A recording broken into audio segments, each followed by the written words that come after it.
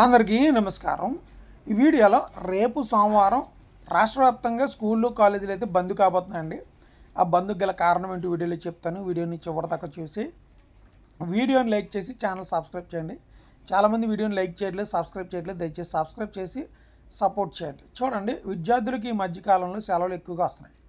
పండగలు వర్షాలతో ఇప్పటికీ భారీగా సెలవులు వచ్చాయి. అయితే డిసెంబర్ నెలలో మాత్రం కాస్త సెలవులు తక్కువగానే ఉన్నాయి. ఎందుకంటే డిసెంబర్లో పండగలు తక్కువ.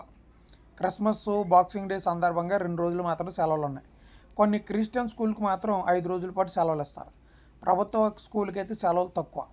అయితే కొత్త సంవత్సరం సంక్రాంతి పండుగ రావడంతో విద్యార్థులకు వరుసగా సెలవులు అయితే వస్తాయి. అయితే తాజాగా మరో సెలవు కూడా వచ్చింది. డిసెంబర్ 9 రేపు సోమవారం స్కూళ్ళు, కాలేజీలకి, బ్యాంకులకి అయితే బంద్ అయితే అవబోతుంది. సో అడవుల్లో ఈ నెల 1వ తేదీన జరిగిన ఎన్కౌంటర్ కారణంగా మావోయిస్టులు మరణించిన విషయం తెలిసింది. ఈ ఎన్కౌంటర్ నిరసనగా రేపు 9వ తేదీన మావోయిస్టు పార్టీ అయితే రాష్ట్ర బంద్కు పిలుపునివ్వడం జరిగింది. సోమవారం పాఠశాలలు, కాలేజీలు, బ్యాంకుల బంద్కి అయితే పిలుపునిచ్చారు. ఈ మేరకు మావోయిస్టు పార్టీ కూడా లేఖ విడుదల చేసింది. ఎన్కౌంటర్కు ప్రభుత్వమే బాధ్యత వహించాలని లేఖలో హెచ్చరించారు. ఈ ఘటనకు నిరసనగా 9వ తేదీన రాష్ట్ర బంద్కు పిలుపునిచ్చారు.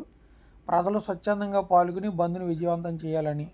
అయితే బంద్ కారణంగా రాష్ట్రంలో కొన్ని విద్యా సంస్థలు పాటించే అవకాశం అయితే ఉంది.